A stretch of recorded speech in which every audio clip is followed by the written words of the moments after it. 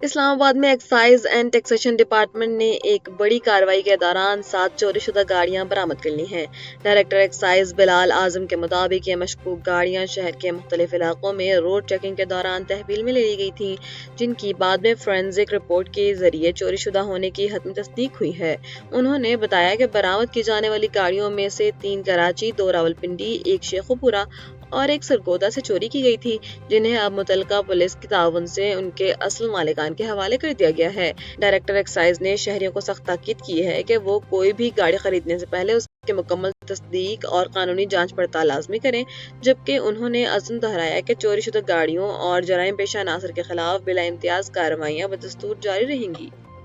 Speaker قومی assembly Ayaz Sadiq نے پاکستان تحریک انصاف کے رکن اسمبلی اقبال آفریدی کو پارلیمانی عملے اور سیکورٹی حکام کے ساتھ انتہائی نازیبا سلوک پر پورے بجٹ سیشن کے لیے معطل کر دیا ہے۔ اسپیکر ایاز صادق نے سخت برہمی کا اظہار کرتے ہوئے کہا ہے کہ اقبال آفریدی نے ان کے سٹاف پر ہاتھ اٹھایا، جبکہ ڈی جی میڈیا اور پولیس اہلکاروں سے بدتمیزی کی، جو کہ کسی صورت قابل قبول نہیں ہے۔ اس واقعے کے بعد فرناز اکبر نے ہاؤس میں اقبال آفریدی کی رکنیت معطلی کی باقاعدہ تحریک پیش کی، جسے ایوان نے کثرت رائے سے منظور کر لیا۔ اسپیکر نے واضح کیا ہے کہ معطلی کے دوران مذکورہ رکن کو کسی قسم کے الاؤنسز نہیں ملیں گے اور انہیں خود ایوان سے باہر چلے جانا چاہیے، بصورت دیگر سیکورٹی اہلکار انہیں زبردستی باہر نکال دیں گے۔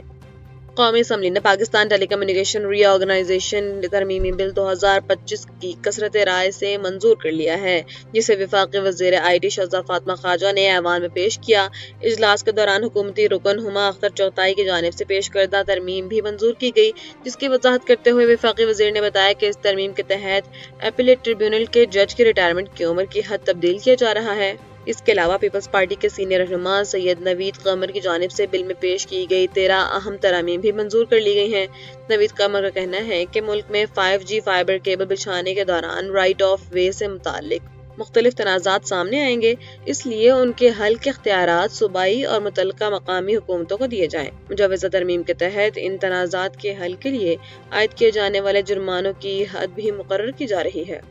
اندرون لاہور کے علاقے رنگ محل میں 6 افراد پر تیزاب پھینکنے والے خطرناک ملزم رشید کو پولیس نے واقعے کے 5 روز بعد خفیہ اطلاع پر کارروائی کرتے ہوئے گرفتار کر لیا ہے۔ پولیس کے مطابق 5 دن قبل رنگ محل کی ایک دکان پر بیٹھے کچھ افراد نے ملزم رشید سے معمولی مذاق کیا تھا، جس پر بات گالم گلوچ تک جا پہنچی، تاہم اس وقت دکانداروں نے پیش بچاؤ کرا کر معاملہ رفع دفع کروایا۔ پولیس کا کہنا ہے کہ ملزم نے اس بات کی رنجش دل میں رکھی اور بعد میں اس کا باقاعدہ منصوبہ بندی کر کے تیزاب لا کر دکان پر موجود 6 افراد پر پھینک دیا، جس سے وہ شدید جھلس گئے۔ واقعے کے فوراً بعد تمام متاثرہ افراد کو ہسپتال منتقل کر دیا گیا، جبکہ پولیس نے مقدمہ درج کر کے مفرور ملزم کی تلاش شروع کر دی تھی، جسے اب حراست میں لے کر قانونی تفتیش کی جا رہی ہے۔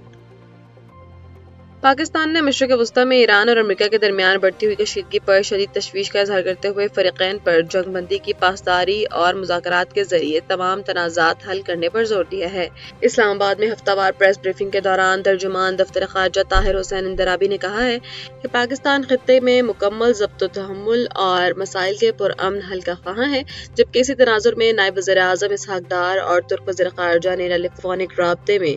تازہ ترین علاقائی صورتحال پر تفصیلی تبادلہ خیال کیا۔ دوسری جانب پاکستان نے آزاد کشمیر سے متعلق حالیہ بھارتی بیانات کو یکسر مسترد کرتے ہوئے واضح کیا ہے کہ نئی دہلی ایسے غیر ذمہ دارانہ ہتھ کنڈوں سے مقبوضہ کشمیر میں جاری انسانی حقوق کی سنگین صورتحال سے عالمی برادری کی توجہ نہیں ہٹا سکتا۔ ترجمان نے صومالی قزاقوں کے ہاتھوں مغوی پاکستانیوں کے حوالے سے بتایا کہ صومالیہ کے وزیر خارجہ نے مغویوں کی بحفاظت رہائی کی یقین دہانی کرائی ہے اور پینٹ لینڈ کے قبائلی رہنماؤں کے ذریعے قزاقوں سے رابطے کے لیے مشاورت جاری ہے۔